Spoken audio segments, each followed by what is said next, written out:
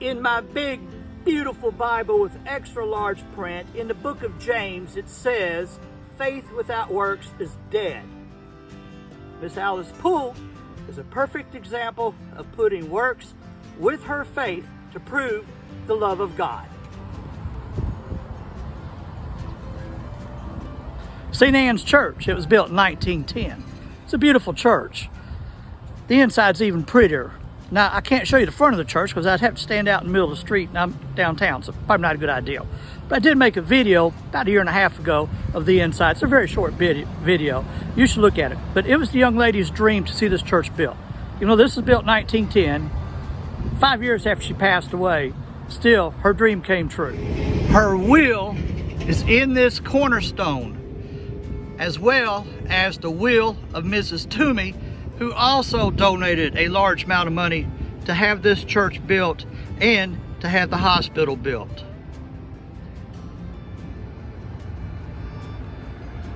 I'm having to bend down to do this. What do you do when your subject has such a small stone that you can barely make it out in the camera?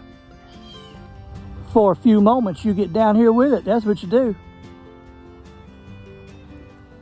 Miss Alice Poole. Very small stone. It's more like a child's stone. It's about the size of a foot stone. This woman was larger than life. She was larger than life and deserves a much bigger stone. Anyway, let's talk about her. Miss Alice Poole. I mean, if you notice, there's not even no dates on that thing. Miss Alice Poole was born in 1872 and died in 1905. She was a mere 32 years old when she died. She was a wealthy woman. Now, she had a rough life. Her mama died when she was about 5 years old. And in looking at the different census reports, she was with different members of the family at different times. But I think eventually she lived with her grandmother and her grandfather, and they raised her. Miss Alice Poole was kind of a fascinating figure in the fact that, like I said, she was a wealthy woman. I don't think she started out that way. She may have inherited some land, and this helped her out. She was a merchant downtown. She had a place on Main Street. I think this is where she got her wealth from.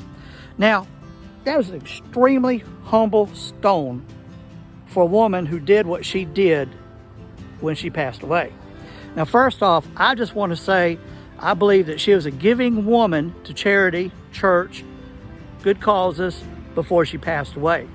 But when she died, in her will, she stated that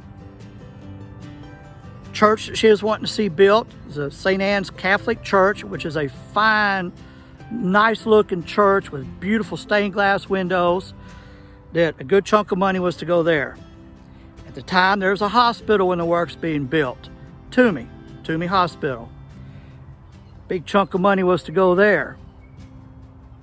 Now, before anybody starts quoting Judas and saying, well, the money should have been given to the poor, she did that too.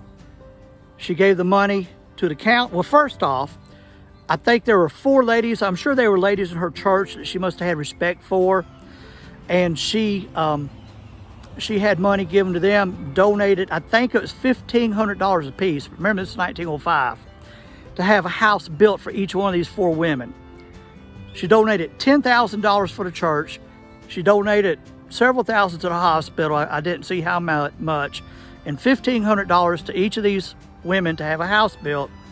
And proceeds from the sales of her property, which took over a period of years, it took a little time to do, was to go to help the poor of this county and this town. So she was very mindful of the poor. She was a saint. She was a saint. So at 32 years old, what was it that took her out? Well, apparently she had cancer. She went to Johns Hopkins Hospital. It was not Johns Hopkins University at the time, and for surgery. And she died of complications from that almost immediately. It says she left on a Friday, and Monday morning they'd received a telegram here in town that she had passed away. This lady was a saint of God who believed in charity and in giving. And I mean, even such a humble little stone. Now, someone decided she deserves a bigger stone. There it is right there. That stone, let me move over just a little bit, was erected in 1917 by the members of the church. A grateful congregation erected this.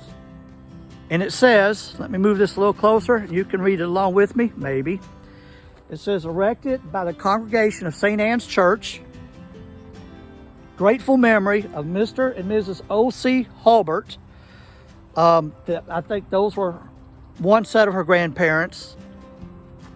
And Miss Alice Poole.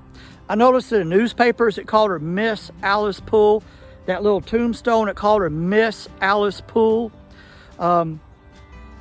This is probably reflective of the fact that she was never married, never had any children. But she was a dear saint of God to just give all that money away, which, I mean, you can't take it with you. But she gave it to charitable causes. If you go downtown and see our hospital, you not only think the Toomey family, but you can thank Miss Alice Poole. And I'm not even sure there's a portrait of her hanging in the hospital. There may not ever have been one made. I don't know. Don't forget to give it a thumbs up. And don't forget to subscribe. And when you subscribe, there'll be a bell that'll show up on the right-hand side of the screen. Hit that and you'll get notified every time I upload a video.